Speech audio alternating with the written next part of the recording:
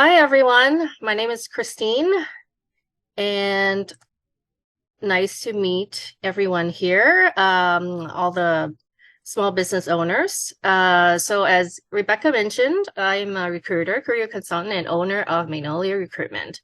I find talent for companies and provide career services to individuals. And I have diverse industry experience from financial services, real estate, dental care, and retail, etc. And I have extensive background in corporate HR, took a break to raise my young family for several years, then returned to HR part-time before launching my recruitment company in 2022. And I embrace continuous learning and recently completed a digital marketing and social media program. I'm an enthusiast for audiobooks. I like to read about topics on business, personal improvement, psychology, interpersonal relationships, and other topics as well. And I'm a firm believer in staying current in my profession. When I'm not working, I'm a content creator. I make food, cooking, and travel content at Recipes Edited. And I'm on Instagram, TikTok, a little bit on YouTube and Facebook as well. Okay. So introduction. Hiring is a big topic. So we're going to focus on the hiring process today. So we have introduction, we have hiring compliance in BC, we have crafting job descriptions and job postings, conducting effective interviews, making wise hiring decisions, and I'll include some useful links, my contact information, and we have a Q&A session at the end. Okay, introduction, the importance. So why hiring the right people is important, especially for small businesses. As you probably know, it's important for all companies, right? No one wants to hire the wrong people, but it's especially important for small businesses because there may only be a few of you in your company, and that one person you hire is your entire finance department, or your whole customer service department. So that person takes up a good percentage of your business, of your work.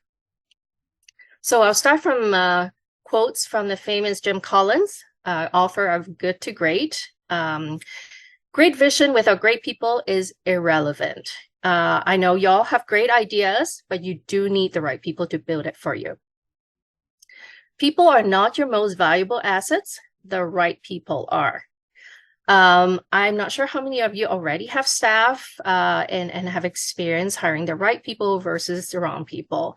But you know the difference. And I am going to say that the wrong people could be a liability to your business. So let's talk about the basics, BC employment standards. Now, you wouldn't know what to do if you have no idea what employment standards says, because this lays the groundwork for all things employment in BC. Talks about minimum wage, work hours, overtime and pay, and their exemptions, vacation time and pay, paid sick days. Now, this is a newer one that were just in effect in recent years, and some companies just don't know about it. And even part-time employees are entitled to it. So do read up on it. Other entitlements as well, pertaining to leaves and hours of work and things like that. Please note that Employment Standards BC lays out the minimum standards. These are not perks. So when you are hiring someone, you can't just tell them, well, I give you vacation days or I give you vacation pay. This is a requirement. So it's not really additional benefits that you're providing. So for today's purpose, we won't have time to go into details of this, but I have included a fact sheet for your reference. Now, if you feel a little nerdy or want a lot of details, you can go into the full Employment Standards Act, but that is very long. But for quick reference, it's always handy to refer to the fact sheet. And I am going to include that at the end as well for useful links.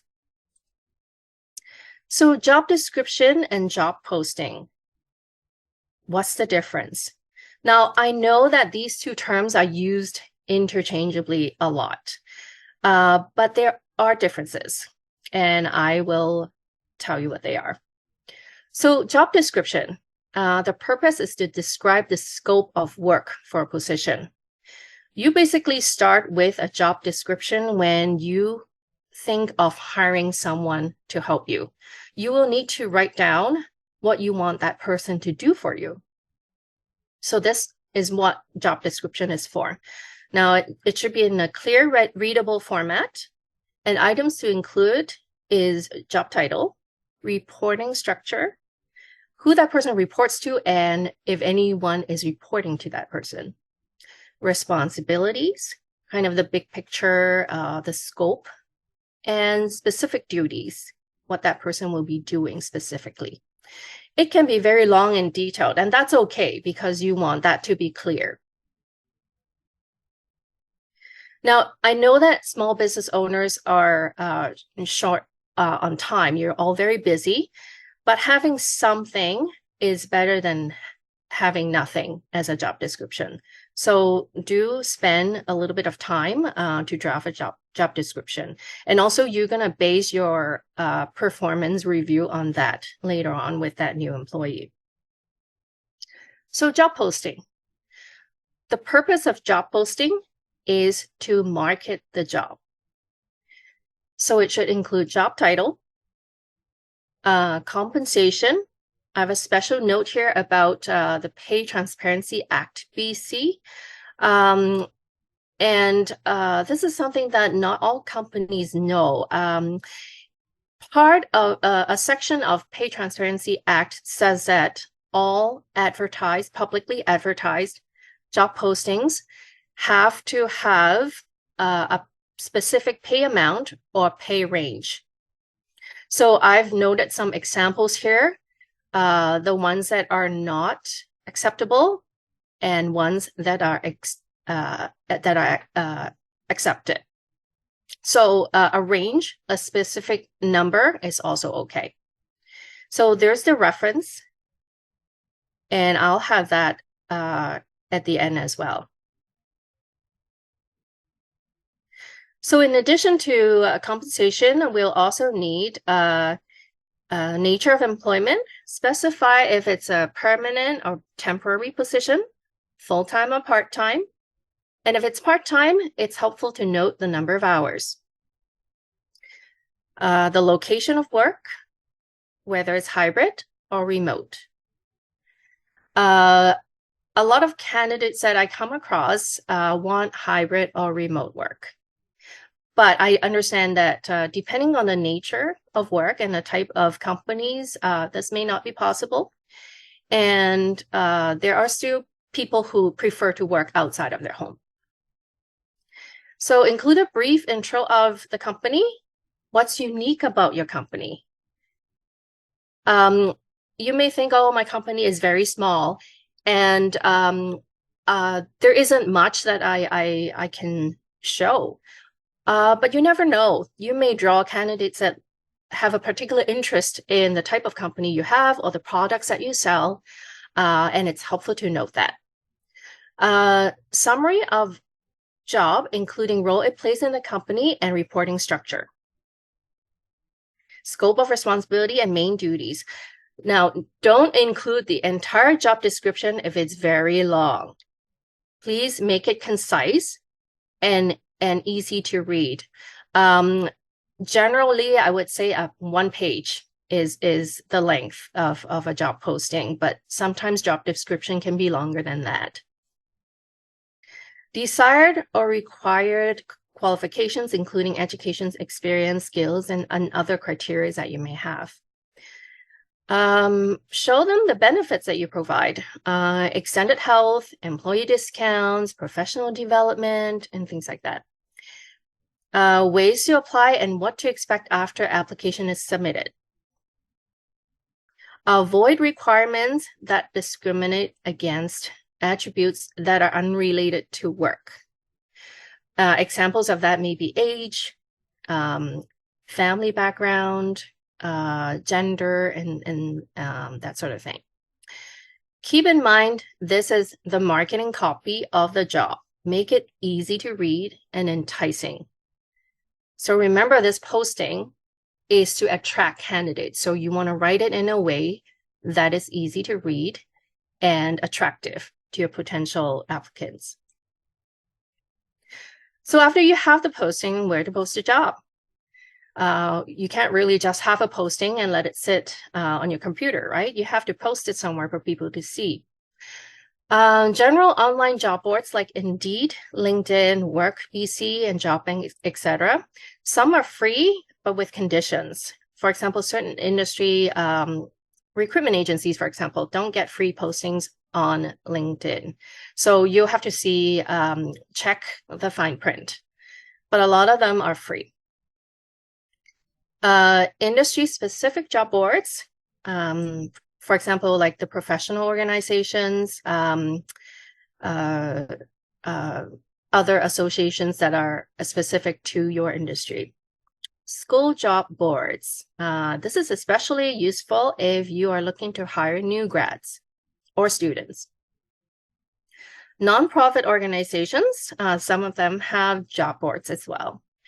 Niche ethnic information websites. For example, certain websites in another language or catered to immigrants from another country, for example. Social media, your own channels if you have them. Reddit, Facebook groups. You could actually have job postings there too. Newspapers, not as popular nowadays as you would probably know, but it could still be useful for certain types of jobs. And internally, posted within your company and let your employees know so they can refer their friends and people they know. So besides posting a job, what else can you do? Active recruiting. So you can search for the right candidates on LinkedIn, Indeed, or other sites that have candidate profiles. Considerable time and effort may be overwhelming for most small business owners or solo human resources person, but it is something that you could do if you have time or you're comfortable with that. It's very effective for specialized positions. But there are options to work with an external recruiter as well, in case your company is growing and you really don't have the capacity internally to fill all the positions that you need. Consider working with an external recruiter. And recruiters are licensed in BC, and there's a list online that you could check who's licensed as well. You can work with them on an hourly or contingency basis, and it depends on what they offer as well. Effective interviews. What works for small businesses? Now that you have applicants, you are in the interview stage. So typically for small businesses, I would say because the company size is smaller, the structure is simpler, I would generally suggest just 2 interviews, 1 screening and 1 longer interview. So with screening interview, you listen to the person communicate. That's one of the main things with a screening. Ask non-negotiable questions if they're unclear on resumes. For example, if you need that person to speak Spanish, you will have to get that out of the way in your screening because that's a non-negotiable. Clarify any discrepancies on resume/LinkedIn profile. And that happens actually. Sometimes the dates aren't clear or different on their resume versus LinkedIn. So you will want to clarify that. Answer questions they may have about the position or company. Avoid questions that may be considered discriminatory. I still remember one time when I applied for a job, and one question that the hiring manager asked was, "Do you live at home?" Now, that is not an appropriate question to ask in a job interview, because that has nothing to do with the job. And that I felt that he was trying to find other information about me, for example, marital status, or if I have kids or things like that. Those are questions that you should not be asking. If they offer up that information, that is fine, but do not ask that during interviews. So by the end of the screening, you should have a pretty good idea of how interested you are with the candidate. Invite for a second interview shortly after. Try not to sit on this for too long, because if it's dragged on for a long time, the candidate may lose interest. And also, they may have other interviews and offers. So you will want to have that second interview soon after. Second interview. So it's generally a longer interview. Ask more open-ended questions. Try to get the candidate to talk more. There are times when you need to ask questions that will get you a yes or no answer, but try to ask more open-ended questions for them to describe things to you and offer up more information to you. For example, request detailed descriptions of duties performed. Let them tell you what they did instead of asking, did you do this? Did you do that? Did you use this? Did you use that? Ask them to describe to you how they've used a certain program, how they've done a certain project, for example. Ask for examples of achievements. This is your chance to see who likes to go above and beyond. Ask for examples of how a candidate resolved conflicts previously. It will show you their people skills and how they resolve conflicts, and also maybe they've learned something from it. Ask about continuous education efforts and skills update. Having experience is one thing, but if the candidate has not learned anything new in the past few years, for example, then you might want to question, is that person keeping up with current trends or technologies? And other behavioral questions. These are questions that are hypothetical, like you would ask a candidate what they would do in a certain scenario. Okay, this is very important. I put a star next to it. Listen, listen, listen. I realize that a lot of interviewers are so eager to say something that they forget to listen fully. So a lot of times people listen to respond, but try listen to understand, and make sure that you hear everything that the candidate says. And sometimes you have to listen between the lines too, the said and the unsaid. Administer technical tests as applicable at this point. Not all positions require this, but if it is important to the position, you administer that as well.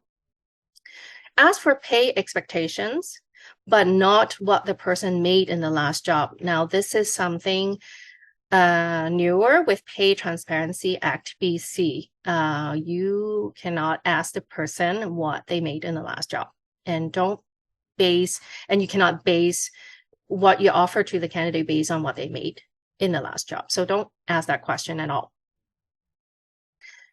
Show appreciation and communicate when the candidate will hear back, and do it as you said. I've heard candidates tell me that the company says, "Oh, we'll get back to you by Friday," but they don't hear back by Friday, and they don't even hear back the following week. So keep your word. It will ensure a better candidate experience. Have a third interview if there's a good reason.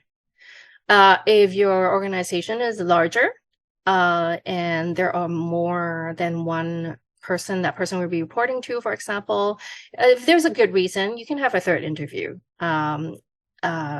But I would say in a very simple and small organization, additional interviews are generally not too helpful.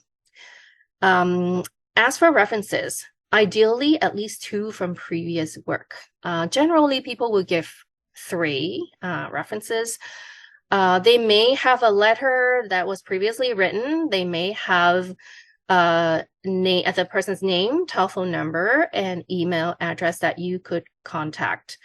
And in that case, just go through your reference check that way. So the hiring decision, now that you've interviewed and maybe you've met with a few candidates, what to consider? So factors to consider: competency, of course, how well you think that person can do the job.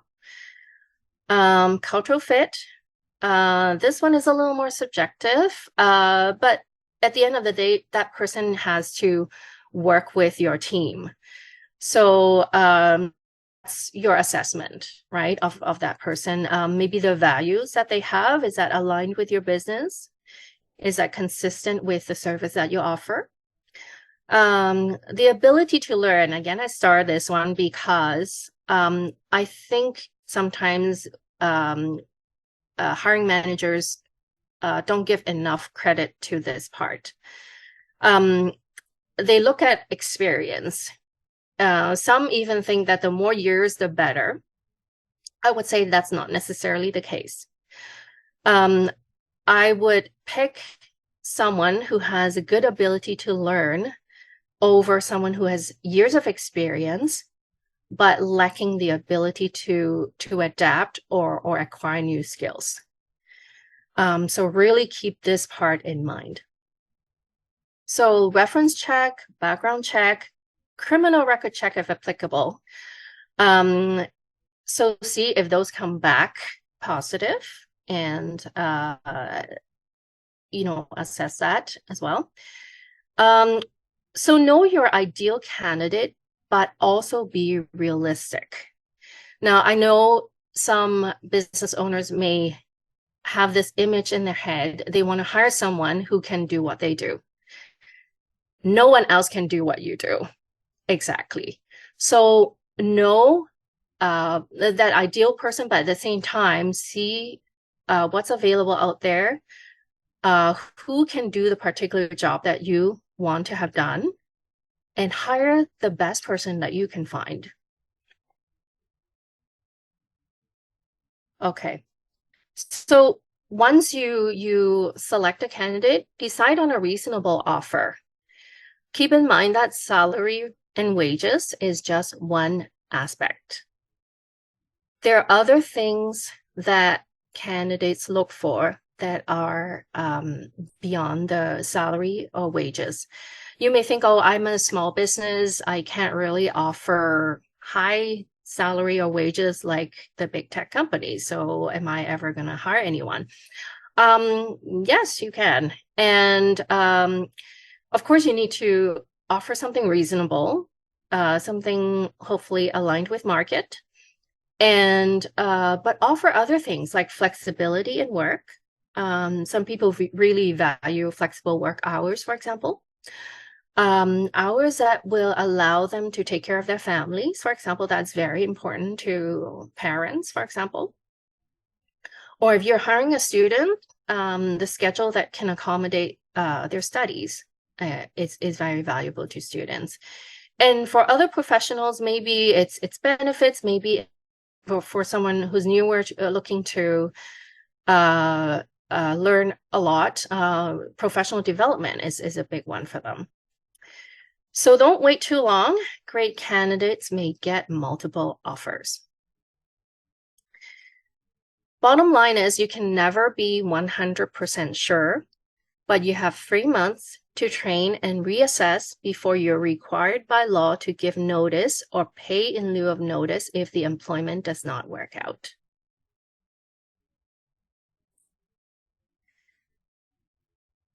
So I have some useful links here. They have been shown previously in the slide, so you may want to take a picture of this and refer to them.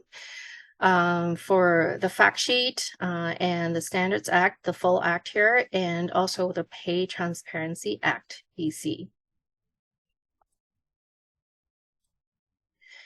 Ways to find me by email. You can scan the QR codes to get to my LinkedIn. I would love to connect with you all. And also the QR code to my website. And I want to thank you all for listening. And I believe it's our Q&A session right now. So let's get to that. Yeah, so I have a question. So sometimes I just put flexible with an average salary or negotiable for the salary expectation question. So I would like to ask you, am I at a disadvantage by doing that without giving exact salary range or exact salary expectation?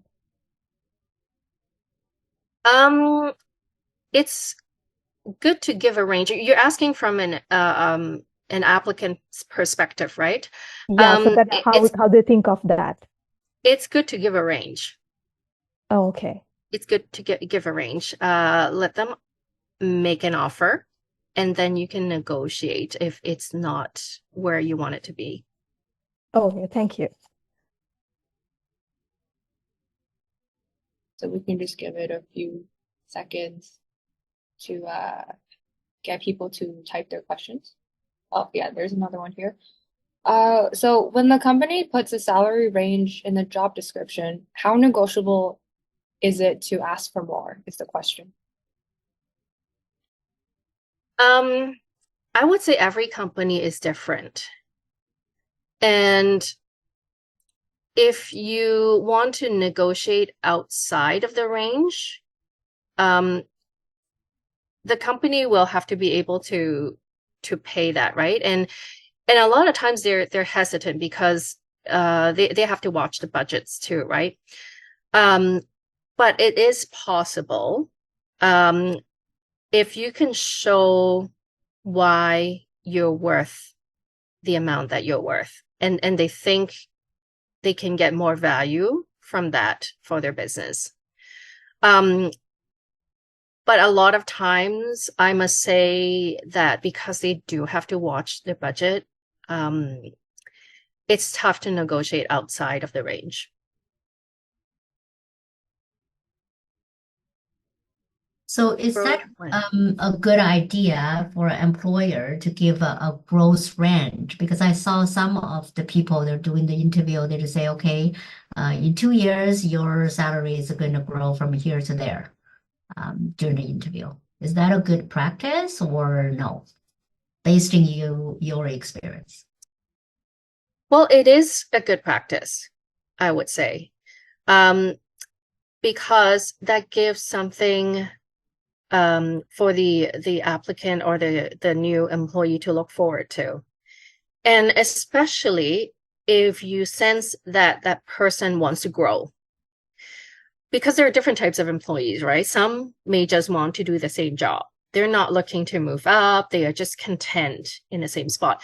And I'm not saying that those employees are not good. They are useful. They keep the operations, right, running. But you also need the people who want to grow. And so for the people who do want to grow, maybe they have a plan for their own career. Like they think, oh, in a few years, I do want to gain this level of skills or gain a certain certification or gain a certain level of experience. So am I able to get it from my current employer? Now, if you want to keep this person, it would be a good idea to show them that, yes, we can provide that to you. For example, you want to gain supervisory experience. We can let you supervise a project, a few people working with you, and you supervise the whole project. You supervise those people for that time period, for example. And for example, and take on additional responsibilities in these different areas of the business. And once you get a hang of it, we move your salary up as well, because you've now gained those experience, you're contributing and giving more value in your position. So it's a good idea to have a growth plan, because the employees that want to move up, want to grow, they will start looking for opportunities outside if you don't provide that opportunity to them. Does that answer your question?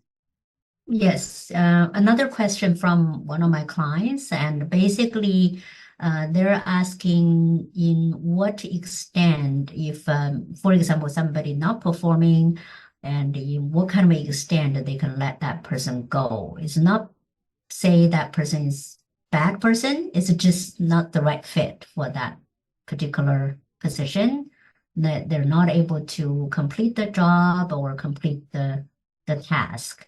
They already hired that person a year to 2 years, already working there a year to 2 years, and just not working out. And what kind of extent that they can just say, you have to go because the reason is you're not performing the level where expected. Of course, giving them whatever the requirement for, like how many weeks they need to pay or all those ones, it's definitely is there.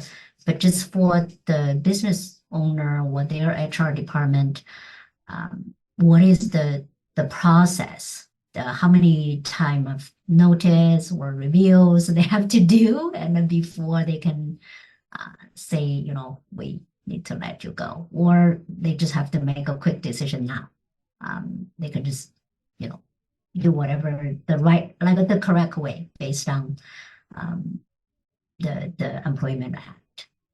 Right. Okay. Well, this is outside of the hiring process, but I can still, answer, I guess, briefly to that.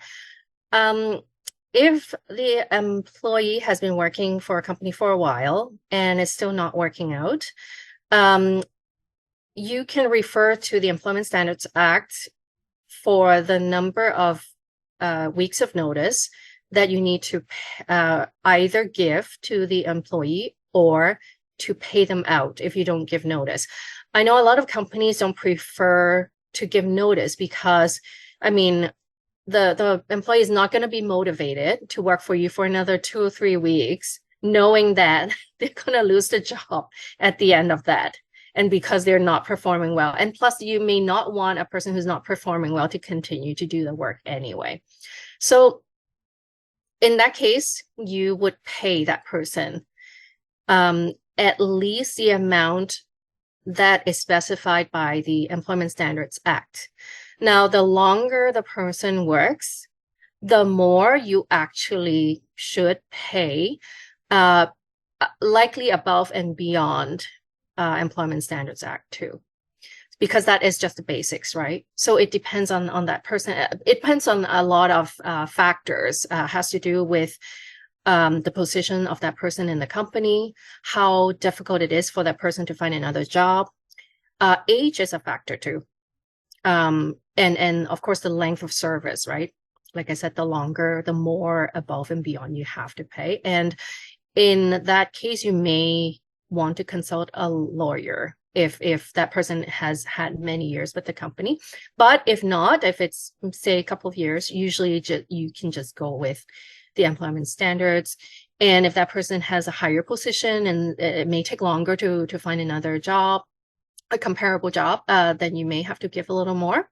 And also it depends on what the employment contract says, depending on whether they've signed something at the time of employment. So, but in any case, doing an exit interview, pay the appropriate amount, provide assistance, or resources for that person. Like if they're like outplacement resources that the company can provide to the person, that would be even better to help them, transition to another job. Yeah, but I would say, if it's determined that the person is not working out, it's better to end the employment sooner rather than later. So Carlos, I know you have your hand up, but there's a question in the chat that relates to Winnie's question. So I'm just gonna read that out first before you Okay. ask the question. So the question is, I have heard that if the company mentions promising numbers for salary growth, which may influence the decision-making of the candidate on accepting the offer, there is a legal aspect under misrepresentation if they do not comply with that. Oh, well, not a question, a comment, I guess. Do you have any thoughts on that? Um, salary growth. Usually when a company talks about future salary growth, it's contingent on meeting certain milestones. And if the candidate can demonstrate that those milestones are met, but the numbers are not there, I guess maybe they have a case. But I think I'm not sure how often that happens. And it might be worthy to talk to a lawyer about it if you have a case that you can demonstrate that this is what they promised. I've met all those milestones. You know, is there anything I could do?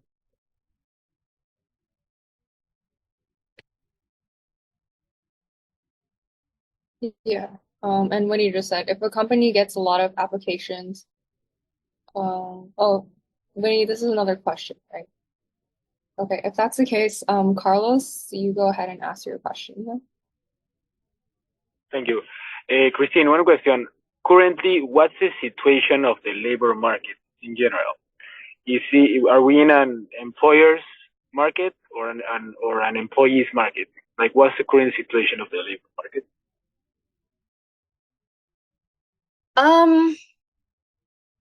I've heard people who can't find work, and then again, there are also jobs that are open for a long time without finding people.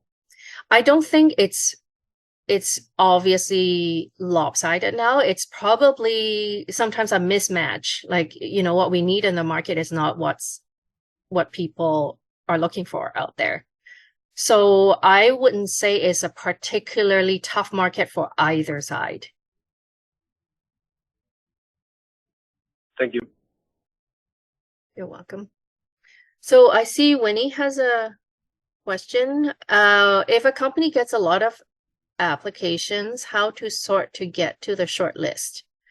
Most small companies or businesses have less time to do the interviews.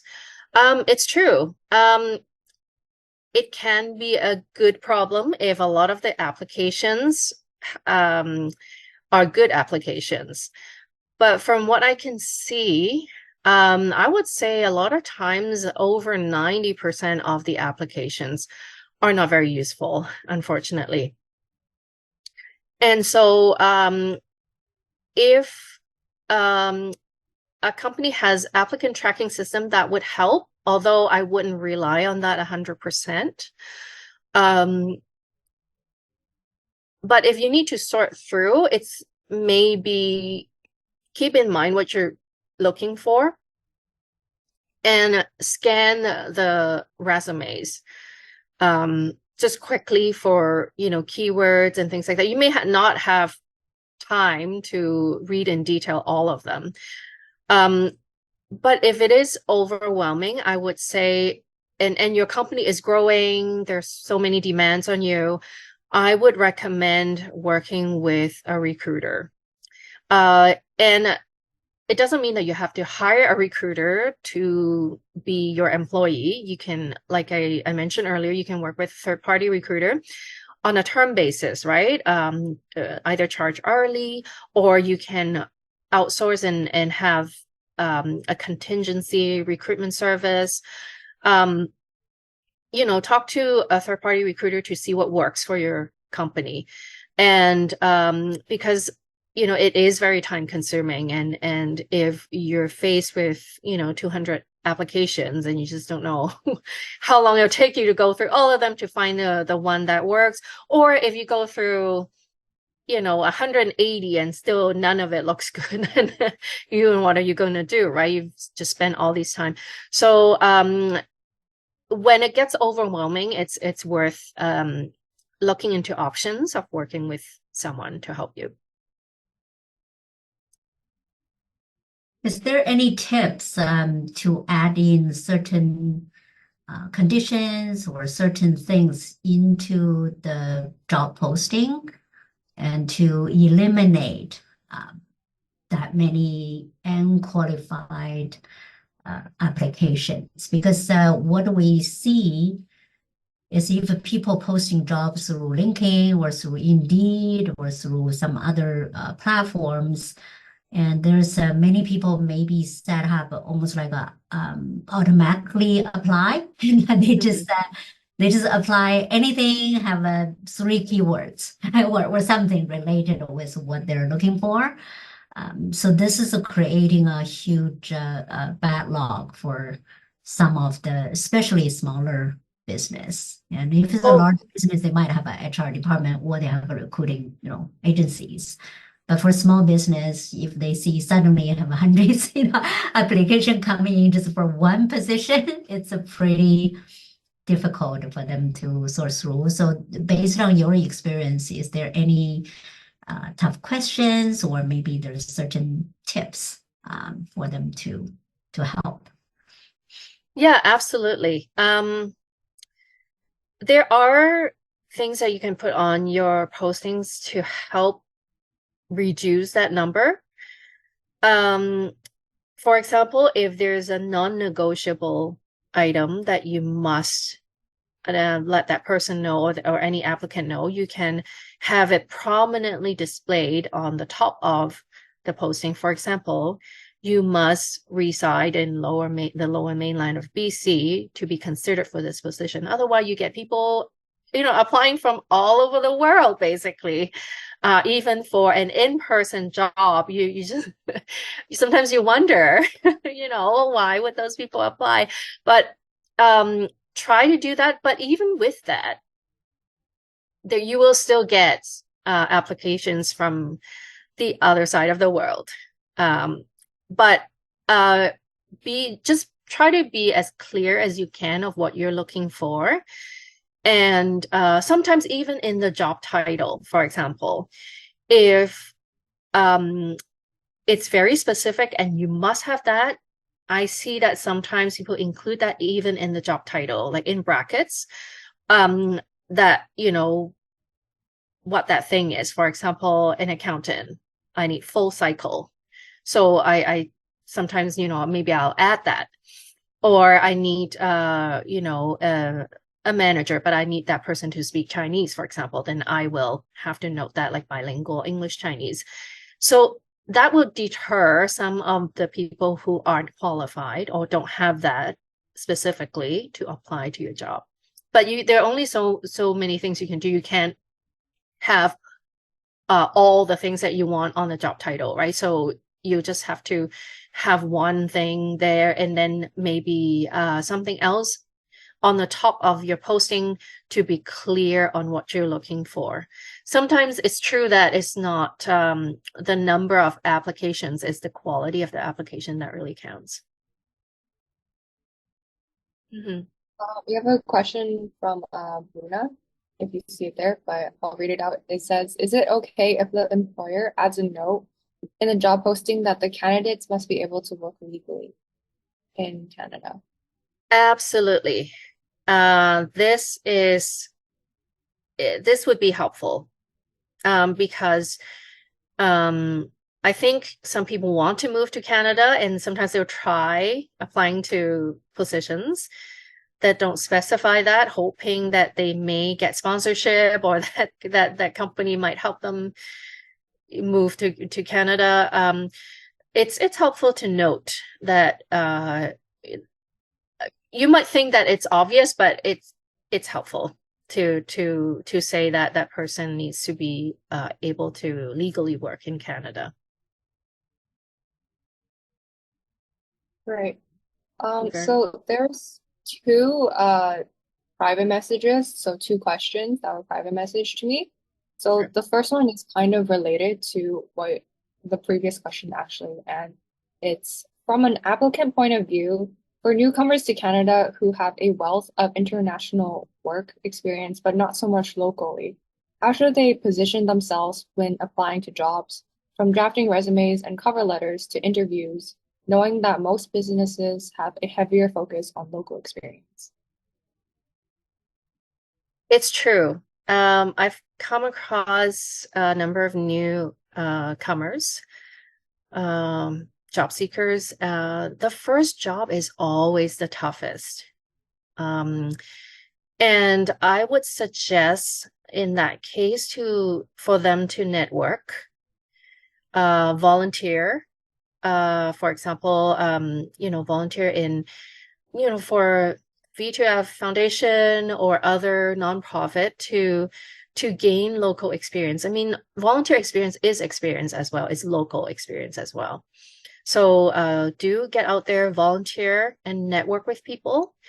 When people know you personally, they're more likely to give you a chance because they know you. So it might sound unfair sometimes that when you apply, you have all this experience, they still don't consider you, but they'll hire someone they know. But this is just human nature. Like we know, we trust people we know. So getting out there to actually network people is that much more helpful. And that way you could also demonstrate what kind of person you are, right? When you're that person in real life.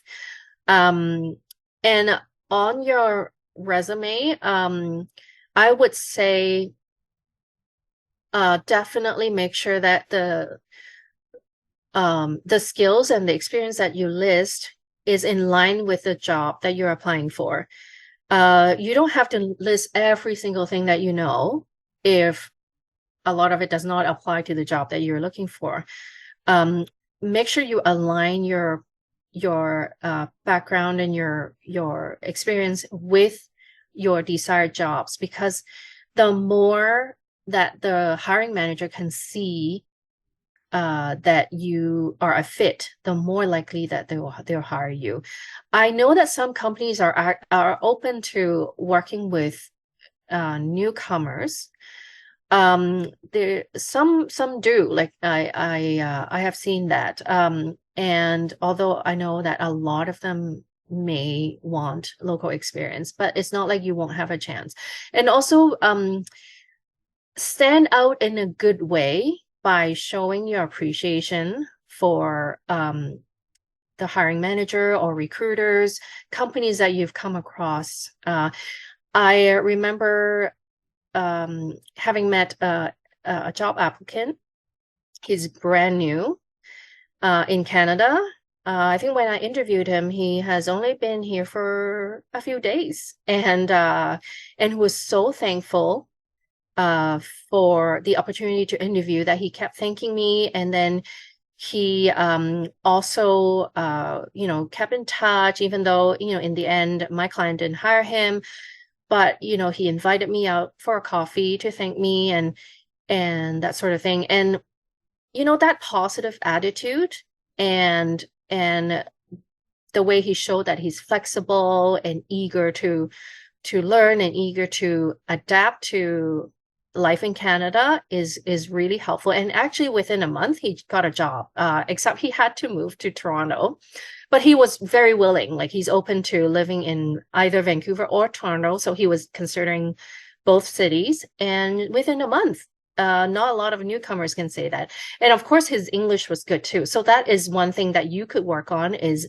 as a newcomer, is to make sure that your English is good and you're able to communicate well in it. It's really helpful this way. Any other questions? Yeah, there is one more, but I'm just looking at the time and I was not sure if you would want to stay a bit over time. If that's okay with you, then I'll ask this question and I'm do okay. some. Okay. So the last question is, for newly started small businesses with limited capital and an organizational structure that is not yet mature, what should they keep in mind when drafting a job description, knowing that the person they want to hire essentially has to be a jack of all trades and needs to be able to do a bit of everything? Well, when you draft your job descriptions and then your job posting, include the fact that your company is growing and the list of duties is not inclusive of everything that the person will do. You can say that there may be changes sometimes, and you need that person to be adaptive and flexible. And when you interview that person, talk about that as well. I mean, it is a very real part of the job. So, talk with that person, see how that person feels about doing anything outside of their regular job descriptions. Are they pretty flexible? Are they pretty open-minded? Are they willing to learn if they don't know that skill? So just, make sure that that is incorporated into the description, the posting, and also subsequently in the interview.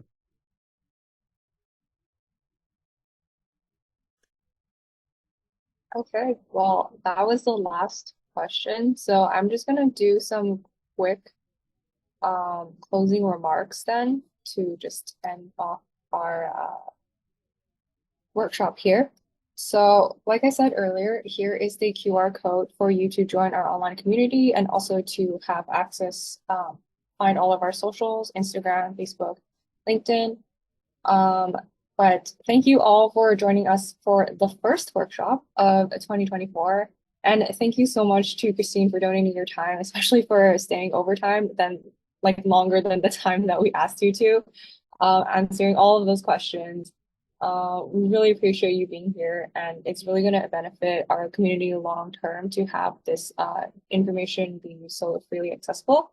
So, thank you to V2F and Winnie for inviting me, and thank you to everyone for attending.